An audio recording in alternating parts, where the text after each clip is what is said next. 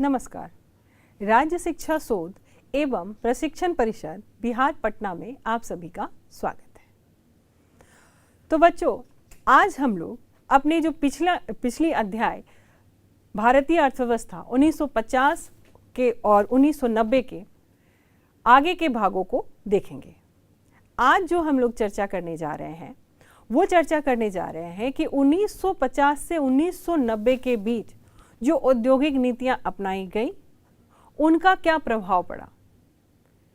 1950 से 90 के बीच में जो कार्य किए गए औद्योगिक क्षेत्रों पर उनका क्या सकारात्मक प्रभाव पड़ा या नकारात्मक प्रभाव पड़ा। इन्हीं चर्चा के साथ आज हम लोग अपना अध्याय प्रारंभ करते हैं। तो बच्चों, आज जो अभी चर्चा करने जा रहे हैं कि 1950 से 1990 के बीच हमारी औद्योगिक नीतियों की कौन कौन सी रणनीतियां ली गई। रणनीति का क्या तात्पर्य है? रणनीति का तात्पर्य है कि यदि हम किसी क्षेत्र पे कार्य करने जा रहे हैं तो वो कार्य का समापन, संचालन से लेकर समापन कैसे करेंगे, इसकी एक स्ट्रैटेजी बनाई जाती है। यदि हम किसी कार्य को बिना स्ट्रैटेजी के करते हैं तो वह कार्य पूरा ही नहीं होता है। इसका एक अच्छा उदाहरण मैं आप लोगों के साथ जोड़ सकती हूँ। यदि आप अपनी परीक्षा की तैयारी कर रहे हैं तो आप क्या करते हैं, आप चैप्टर वाइज हर एक चैप्टर को कंप्लीट करते हैं, उसके एमसीक्यूज देखते हैं, लॉन्ग क्वेश्चन देखते हैं, तब जाकर आप एक अच्छा परिणाम, एक अच्छा रिजल्ट लेते हैं। तो ऐसा ही कार्य किया गया हमारी औद्योगिक नीतियों पे, हमारे औद्योगिक क्षेत्र पे। तो चलिए बच्चों, देखते हैं कि 1950 से 1990 के बीच हमारे औद्योगिक क्षेत्र की रणनीतियाँ क्या थीं। तो 1950 से 90 की अवधि के दौरान जो आर्थिक विकास की रणनीतियाँ थीं उसमें क्या था, उसमें सबसे महत्वपूर्ण भूमिका जो निभा रहे थे वो थे सार्वजनिक क्षेत्र। आईपीआर 1956 में मैंने आप लोगों को समझाया था कि हमारे देश में अब हमारा देश जो है वो क्या कर रहा था, मिश्रित अर्थव्यवस्था की ओर जा रहा था। परंतु उस मिश्रित अर्थव्यवस्था में भी हमने ज़्यादा महत्व किसे दिया था, सार्वजनिक क्षेत्रों पे। तो औद्योगिकीकरण प्रक्रिया में सार्वजनिक उद्योगों को केंद्रीय भूमिका के रूप में केंद्रीय भूमिका दी गई थी। उन्हें किसके, यानी कि पूरा सेंट्रलाइजेशन जो किया गया था वो किस पे किया गया था, सार्वजनिक उद्यमों पे। निजी उद्यमों को औद्योगिकीकरण की प्रक्रिया में केवल गौण भूमिका के रूप में निभानी थी।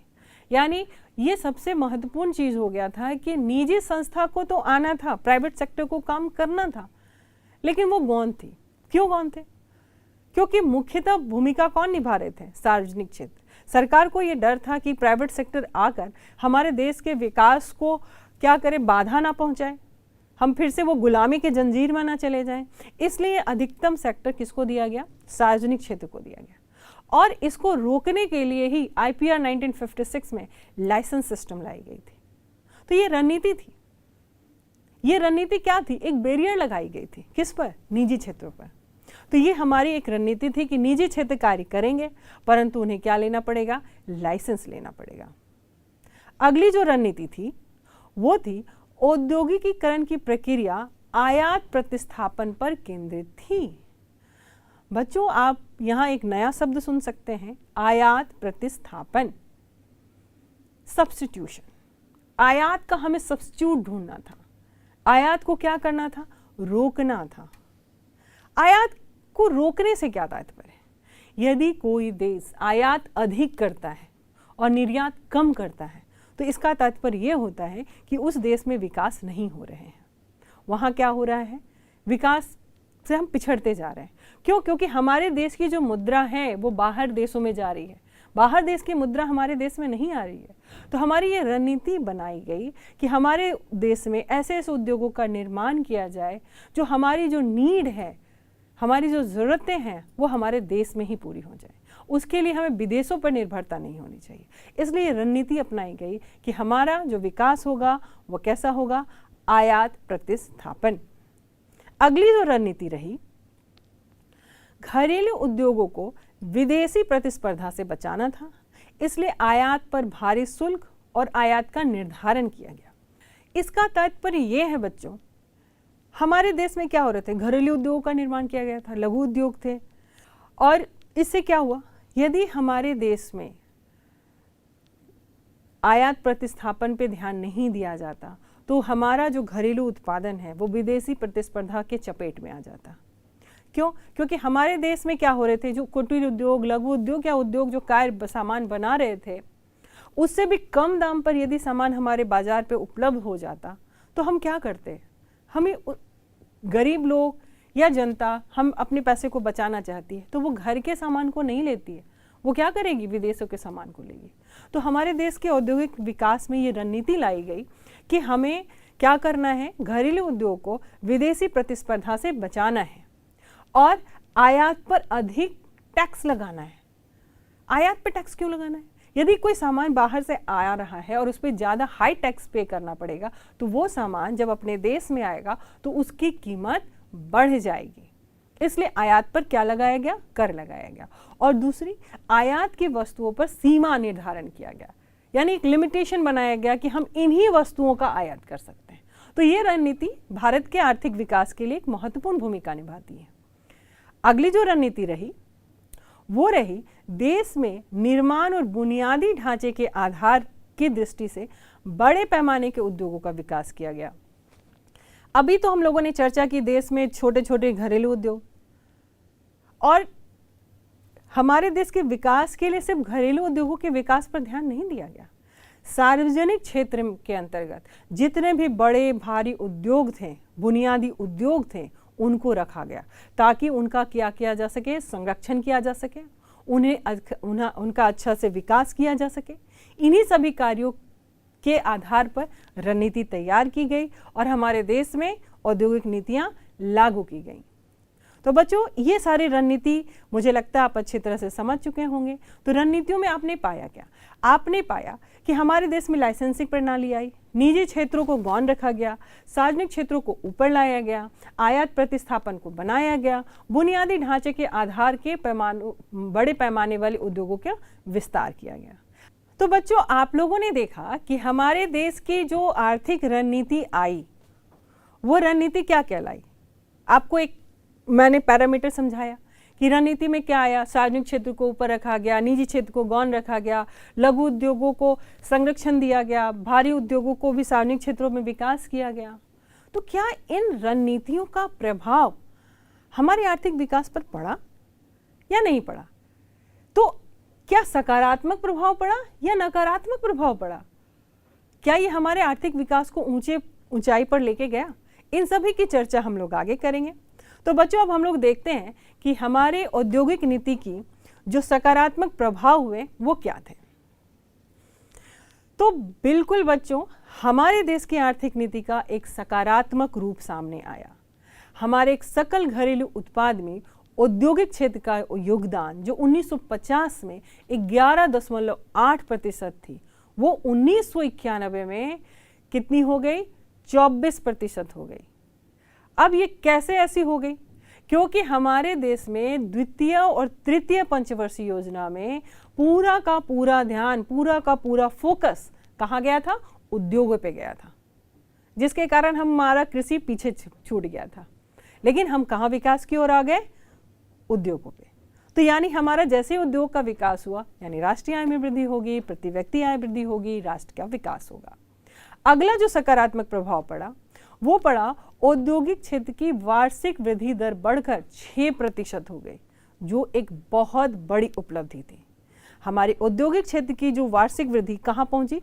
6%, जहां हम गौण थे।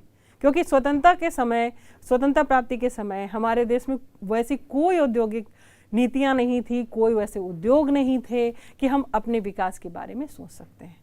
तो जो कहाँ पहुंच गई? 6%। तो अगली जो उपलब्धि रही, जो सकारात्मक प्रभाव रहा, वो रहा औद्योगिक क्षेत्र विविधीकृत हो गया। हमने अपने लोगों के लिए आवश्यक सभी सामान बनाना शुरू कर दिया गया। औद्योगिक क्षेत्र विविधीकृत हो गया, इसका तात्पर्य क्या है? कि अब हम सीमित साधनों का ही उत्पादन नहीं कर रहे थे। हमारे उत्पादन का स्तर जो था हर सामान पर बढ़ते गया। हमारी नीड क्या है? हम लोग सिंपल कहते हैं कि हमारी नीड क्या है? रोटी, कपड़ा, मकान, शिक्षा, स्वास्थ्य। क्या यही नीड है? बिल्कुल नहीं। एक उच्च जीवन को जीने के लिए आप खुद से सोचिए बच्चे कि आप जो सुबह से उठकर रात तक जो कार्य करते हैं तो उसके अंतर्गत कितनी सारी चीज़ों की आवश्यकताएं होती हैं आपको। आप उठकर अपने घर पर हैं, अपने सारे कार्य कर रहे हैं, स्कूल आ रहे हैं, मार्केट जा रहे हैं, तो ये सारे के अंतर्गत आपके क्या होते हैं, बहुत सारी आवश्यकताएं हैं। तो इन सभी आवश्यकताओं की वस्तुओं का उत्पादन पर ध्यान दिया गया और यही विविधीकृत हुआ। अगला जो सकारात्मक प्रभाव था वो था बुनियादी और प्रमुख उद्योग और पूंजीगत उद्योगों का विकास हुआ। जो मैंने अभी चर्चा करी, बुनियादी और प्रमुख उद्योग, जो बेसिक चाहिए थी, जो हमारे इंफ्रास्ट्रक्चर, जो हमारे उद्योग का जो बुनियाद था, वैसे भारी भारी उद्योगों का निर्माण किया गया। हम बड़े बड़े फैक्ट्री को देख रहे हैं। मान लीजिए आपने रेलवे को देखा, रेलवे चलती हैं, बड़ी बड़ी फैक्ट्रियां चलती हैं। वो कैसे चलती हैं? बड़े बड़े स्टील कंपनी हैं। तो ये सारी कंपनियां क्यों हैं? ये हमारी बुनियादी कंपनियां हैं, ये हमारे विकास की बातें करती हैं। तो औद्योगिक क्षेत्र में जो औद्योगिक नीतियां अपनाई गई, उसमें ये लाया गया कि इन सभी क्षेत्रों को क्या करना है, विकास करना है, जिससे क्या हुआ, हमारे आर्थिक विकास के ऊपर हम बढ़े, हम और आगे गए। अगला जो प्रभाव पड़ा वो लघु उद्योगों को बढ़ावा मिला। लघु उद्योग, अभी लघु एवं स्मॉल स्केल इंडस्ट्री एस्टेब्लिश हुई, जिसकी परिकल्पना हमारे भारत में नहीं की जा रही थी, वो स्थापित हो गया। कुछ ही लोग कम पैसे से अपने उद्योग को स्थापित कर रहे थे, छोटे छोटे चीज़ों का निर्माण कर रहे थे। इससे रोजगार का भी सृजन हो रहा था, लोगों को और इंटरेस्ट आ रहा था, बहुत कम पूंजी में वो कार्य कर सकते थे, किसी भी स्थान पे कर सकते थे।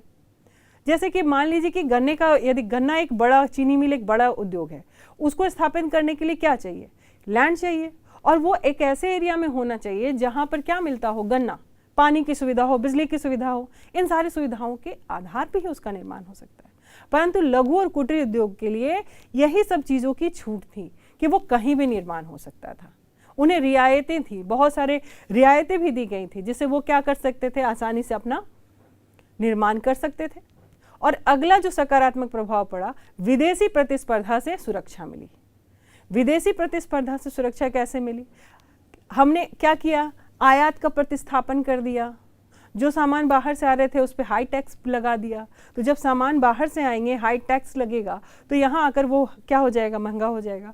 और इसके कारण हमारे देश की जो वस्तुएं बन रही थी उसे क्या मिलेगा, सुरक्षा मिलेगी। तो इस प्रकार ये सकारात्मक प्रभाव लेकर आया औद्योगिक नीति। तो बच्चों, आप लोगों ने इसमें समझा कि क्या हुआ ये कि हम विदेशी प्रतिस्पर्धा से बचे, भारी उद्योगों का निर्माण होने लगा, हम तरक्की की ओर बढ़ने लगे। लेकिन आप अच्छी तरह से जानते हैं किसी भी कार्य का दो तरह का प्रभाव पड़ता है, एक सकारात्मक और दूसरा प्रभाव होता है नकारात्मक प्रभाव। तो बच्चों, अब हम लोग देखेंगे कि क्या 1950 से 90 जो औद्योगिक नीतियां अपनाई गई, 1948 की भी चर्चा की थी हम लोगों ने, 1956 की चर्चा पूरी इसके अंतर्गत हुई है, तो इनका प्रभाव नकारात्मक पड़ा है? तो बिल्कुल पड़ा है। चलिए अब हम लोग इसका आकलन करते हैं।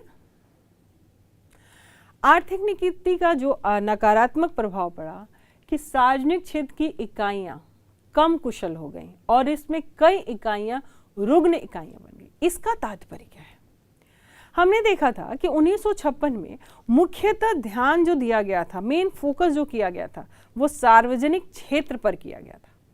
तो सार्वजनिक क्षेत्र पे क्या हुआ, सरकारी काम, सार्वजनिक क्षेत्र में लोगों वो प्रॉफिट की बातें नहीं सोच रहे हैं, वो सिर्फ सोच रहे हैं कि हमें अपना एक बड़ा बड़ा फैक्ट्री के लिए बना देना है, देश के विकास के लिए सोचना है। जो क्या हुआ, एक एकाधिकार कायम किया, जिसके कारण विकास में ये विकास के मार्ग पर बाधा पहुंचाई और ये बीमार कही गई। क्या कही गई? बीमार कही गई, जिसका बहुत बड़ा ही नकारात्मक प्रभाव पड़ा।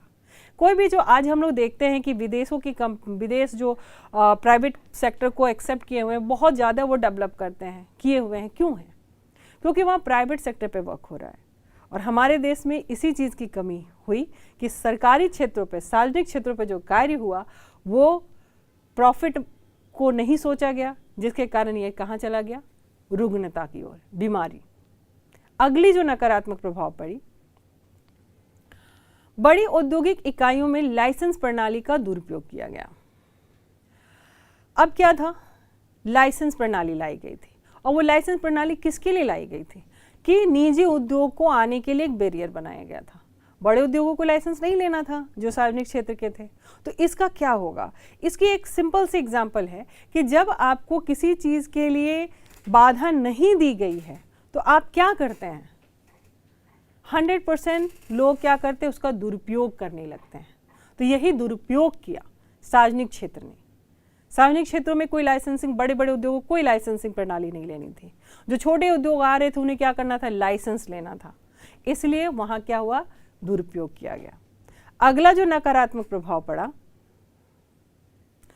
परमिट लाइसेंस राज ने निजी निवेशकों को हतोत्साहित किया।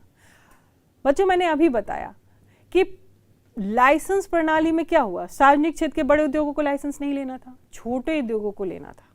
तो छोटे उद्योग यानी प्राइवेट सेक्टर जो आ रहे थे उन्हें बहुत सारे क्राइटेरिया को फुलफिल करना था, तब जाके उन्हें लाइसेंस मिलता। तो जब इतनी सारी समस्याओं का सामना करना पड़ रहा था तो ये अच्छे से विकास नहीं कर पाया। तो 1956 में लाइसेंस प्रणाली एक महत्वपूर्ण भूमिका निभाई।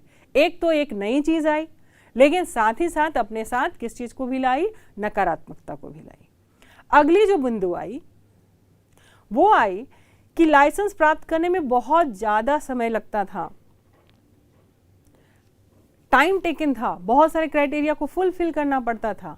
तो जिसके कारण यदि कोई इंडस्ट्री अपना एस्टेब्लिश भी करना चाह रहा है तो वो नहीं करना चाहता था, क्योंकि वो इतने सारे कार्यों को करना में सक्षमता की बात नहीं, वो करना ही नहीं चाहता था। इसलिए ये क्या, इसका एक नकारात्मक प्रभाव पड़ा। जबकि लाइसेंस प्रणाली को लाया गया कि एक अच्छी सोच के लिए लाया गया था, परंतु इसका प्रभाव नकारात्मक पड़ा। अगला जो प्रभाव पड़ा, प्रतिस्पर्धा का अभाव हुआ, भ्रष्टाचार और कदाचार आए। ये हमारे भारतीय अर्थव्यवस्था में भ्रष्टाचार और कदाचार ये बहुत अहम भूमिका निभाती है। कैसे? बड़ी बड़ी फैक्ट्रियां जो सार्वजनिक क्षेत्र में थी, लोग सही से काम नहीं कर रहे थे, उन्हें सरकारी नौकरी मिल गए, वो बस रिलैक्स मोड में, वो प्रोडक्टिविटी के बारे में नहीं सोच रहे थे, उन्हें देश के बारे में नहीं सोचना था, उन्हें अपने लिए सोचना था। और प्राइवेट सेक्टर क्या करता है? अपने प्रॉफिट के बारे में सोचता है, वो अपने विकास के बारे में सोचता है। तो ये सारी चीजें कमियां लाई और इसका क्या असर पड़ा भारतीय अर्थव्यवस्था में? भ्रष्टाचार बढ़े, कदाचार बढ़े और प्रतिस्पर्धा की भी परेशानियों का सामना करना पड़ा। तो बच्चों, हम लोगों ने इस प्रकार देखा कि औद्योगिक नीति का क्या प्रभाव पड़ा। औद्योगिक नीति का सकारात्मक भी प्रभाव पड़ा और नकारात्मक। इसके कुछ तथ्य हम इस ग्राफ के द्वारा देख सकते हैं। इस ग्राफ में हम लोग देख रहे हैं कि 1950 में जो एग्रीकल्चर का सेक्टर था, इंडस्ट्री का सेक्टर था और सर्विस सेक्टर था, वो बदलकर 1990 में बिल्कुल बदल गया। दोनों में काफ़ी बदलाव आए। अब हम कहाँ हो गए? सर्विस सेक्टर आगे हो गया, इंडस्ट्री सेक्टर उसके पीछे है, एग्रीकल्चर का ये भाग। तो इस ग्राफ से ये तात्पर्य निकल रहा है कि जीडीपी का जो कंट्रीब्यूशन है वो औद्योगिक नीति के अपनाने के कारण बदलता गया। इस प्रकार हम लोग कह सकते हैं कि हमारे देश में भारतीय औद्योगिक नीति का बहुत अधिक प्रभाव पड़ा। तो इस प्रकार बच्चों, हम लोगों ने देखा कि हमारे देश की औद्योगिक नीति का असर क्या पड़ा। अब इसी अध्याय में आगे अब हम लोग जाएंगे कि हमारे व्यापार के क्षेत्र में क्या बदलाव आया। हमारा देश जो आज़ाद हुआ उसके बाद 1950 से 1990 के बीच हमारे व्यापार क्षेत्र में क्या प्रभाव पड़ा या क्या बदलाव आया, या व्यापार के तरीके बदले या वैसे ही रहे। व्यापार का तात्पर्य क्या है? एक देश दूसरे देश से क्या करता है? आयात और निर्यात करता है, जिससे क्या होती है? फॉरेन एक्सचेंज, फॉरेन जो मनी है उसका क्या होता है? एक्सचेंज होता है। एक देश की मुद्रा दूसरे देश में और दूसरे देश की मुद्रा उस देश में आती है, और इससे एक विकास को भी माना जाता है। तो इसी आधार पे अब हम लोग जो अगले टॉपिक की ओर जा रहे हैं वो टॉपिक है हमारा विदेशी व्यापार। विदेशी व्यापार अभी मैंने बताया आपको। तो अब हमें देखना है कि हमारे देश में विदेशी व्यापार का क्या असर रहा। तो बच्चों, हम लोगों ने देखा था कि हमारे देश में जब देश आज़ादी के पहले हमारे देश में विदेशी क्या करने आए थे? व्यापार करने आए थे। और व्यापार करने जो आए थे और वो यहाँ क्या कर बैठे, यहाँ पे शासन स्थापित कर बैठे। तो इसी में हमें जानना है कि हमारे देश में स्वतंत्रता के समय विदेशी व्यापार की क्या स्थिति थी और स्वतंत्रता के बाद विदेशी व्यापार की क्या स्थिति थी। तो स्वतंत्रता के समय आपने बहुत अच्छे से पहले ही देखा है कि हमारे देश में क्या था, औपनिवेशिक शोषण था। औपनिवेशिक शोषण का तात्पर्य क्या था, अंग्रेज यहाँ क्या बैठाए थे, उपनिवेश। उपनिवेश क्या करता है, एक शासक होता है और दूसरे देश पे शासन करता है। तो उन्होंने हमारे देश के सारे कच्चे माल को अपने देश में ले गए और हमारे देश की जो पूरी जो आर्थिक व्यवस्था से उसे चरमरा के रख दी। हमारे प्राकृतिक संसाधनों में जो थे उन्हें उन्होंने अपने उद्योगों के निर्माण के लिए कच्चे माल के रूप में प्रयोग किया। उन्होंने कच्चे माल के रूप में प्रयोग किया और यहाँ की जो सोने की चिड़िया थी उसे बिल्कुल खाली कर दिया। अंतर्राष्ट्रीय व्यापार में निर्यात को अधिक कर दिया, आयात से अधिक था। अब इस बिंदु पे आप सभी कहेंगे कि मैम आपने बताया था कि कोई देश जब निर्यात अधिक करता है और आयात कम करता है तो विकास करता है, परंतु ये यहाँ बिल्कुल उल्टा था। हमारे देश के जितने भी प्राकृतिक संसाधन थे उनका वो निर्यात करते थे कच्चे माल के रूप में और उनसे बने सामान का वो फाइनल गुड्स के रूप में हमारे देश में क्या करते थे, आयात करते थे, जो हमारे देश की अर्थव्यवस्था को प्रभावित की। हमारे देश की अर्थव्यवस्था इसी के कारण चरमरा सी गई। उसके बाद क्या हुआ कि हमारी व्यापारिक संरचना पिछड़ गई। क्यों पिछड़ेगी, क्योंकि स्वाभाविक सी बातें हैं, हम पूरी प्रतिस्पर्धा में बिल्कुल पीछे रह गए। हमारे देश का जो व्यापार हो रहा था वो सिर्फ कहाँ था, सीमित क्षेत्रों पर था। व्यापार की दिशा को प्रतिबंधित कर दिया गया। प्रतिबंधित कर दिया का तात्पर्य ये हुआ कि हमारा देश सिर्फ और सिर्फ ब्रिटेन के साथ व्यापार कर सकता था, विश्व के अन्य देशों के साथ नहीं। इस प्रकार स्वतंत्रता के समय विदेशी व्यापार की स्थिति जो थी वो बिल्कुल खराब, दयनीय थी। हम पूरी तरह से अंग्रेजों के शासन में जकड़े हुए थे, इसलिए व्यापारी संरचना बिल्कुल पिछड़ी हुई थी। अब हम लोग देखेंगे कि स्वतंत्रता के बाद भारतीय विदेशी व्यापार की स्थिति क्या रही। आज़ादी या स्वतंत्रता के बाद भारत के विदेशी व्यापार में कुल विदेशी व्यापार के मूल्य में वृद्धि हुई। मूल्य में वृद्धि, विदेशी व्यापार के मूल्य में वृद्धि। इसका तात्पर्य क्या हुआ? इसका तात्पर्य ये हुआ कि जो हम व्यापार कर रहे थे, हमारे व्यापार की मात्रा में बढ़ोतरी हुई, हमारा निर्यात बढ़ा, हम लोगों दूसरे देशों के साथ कनेक्ट हुए, एक्सचेंज होने लगे। तो यानी इससे क्या हुई, मूल्य में वृद्धि हुई। और अगली जो हुई, आयात में वृद्धि हुई। अभी मैंने तुरंत बताया कि हमारे देश में जब हमारा देश आज़ाद नहीं हुआ था तो उस समय किस समस्या का सामना करना पड़ रहा था। उस समय हमें निर्यात अधिक करना पड़ रहा था। तो निर्यात भी किन चीज़ों का हो रहा था, कच्चे मालों का। और अब हमारे किसकी वृद्धि हुई, आयात की वृद्धि हुई। आयात की वृद्धि का तात्पर्य क्या है कि अब हमें जो ज़रूरत के सामान थे वो हम आयात करवा रहे थे। खाद्यान्नों का आयात हो रहा था और भी चीज़ों का आयात हो रहा था जो हमारी ज़रूरत की चीज़ों को पूरा करे। तो ये एक बदलाव थी हमारे विदेशी व्यापार में, जो पिछले और अभी के वर्तमान की परिस्थितियों में बिल्कुल बदला हुआ चेहरा था। अगला जो प्रभाव पड़ा, विनिर्मित वस्तुओं के प्रतिशत युग्म में वृद्धि हुई। अब विनिर्मित क्यों? क्योंकि भारत आज़ादी के बाद औद्योगिक नीति को अपनाया।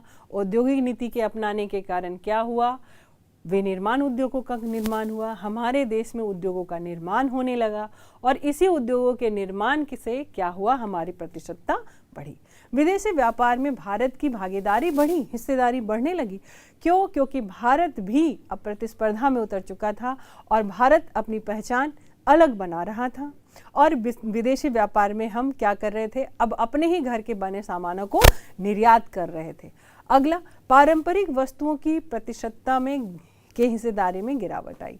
क्यों? क्योंकि अब हम आधुनिकीकरण की ओर चल चुके थे, हमारी राह बदल चुकी थी, हम आधुनिकीकरण की ओर थे, इसलिए पारंपरिक वस्तुओं का क्या हुआ, बदलाव होते चला गया और हम अपने देश के खुद के निर्माण किए चीज़ों पर आगे बढ़ने लगे।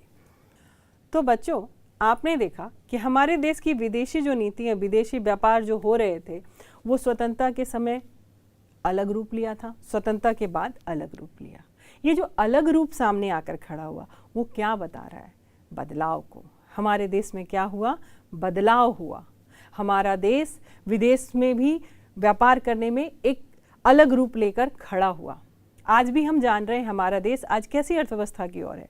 आज हम 5वीं अर्थव्यवस्था का स्थान रखते हैं पूरे विश्व में। इसका तात्पर्य यह है कि हम विकास करते जा रहे हैं और कुछ दिनों में हम तीसरे स्थान पर भी पहुंच जाएंगे। तो इन अध्यायों का यानी इस चैप्टर का हम अध्ययन क्यों कर रहे हैं? हम अध्ययन इसलिए कर रहे हैं कि हमारे देश की अर्थव्यवस्था किस तरह से स्ट्रगल कर कर आज यहाँ पहुंची है और इसमें कितने तरह के प्रयोग किए गए, कितनी तरह की योजनाएं चलाई जा रही हैं, कितने तरह के नए नए तकनीकों का प्रयोग किया जा रहा है। इन्हीं सभी की चर्चा हमने की है कि हमारे देश में पहले क्या हुआ, कृषि के क्षेत्र पे विकास किया गया जिसमें हरित क्रांति आई, फिर औद्योगिक क्षेत्रों का विकास किया जिसमें औद्योगिक नीतियाँ आई, अब हम लोग विदेशी व्यापार को देख रहे हैं। तो इस तरह से बच्चों हम अपने अध्याय के अंतिम पड़ाव की ओर जा रहे हैं और हमारा अंतिम पड़ाव अगली कक्षा में होगी और उसमें हम लोग अपने पूरे अध्याय को समाप्त कर इसके एक निर्णायक बिंदु पे पहुंचेंगे और इसकी चर्चा करेंगे। तो बच्चों, मुझे उम्मीद है कि आपको आज की कक्षा बहुत अच्छी लगी होगी। आप बहुत सारे बिंदुओं को इसमें ध्यान देंगे क्योंकि मैं एक कक्षा और लेके आऊँगी आप सभी के साथ इस पूरे अध्याय के वस्तुनिष्ठ प्रश्नों के साथ और कुछ लघु उत्तरीय प्रश्नों के साथ। तब तक के लिए धन्यवाद।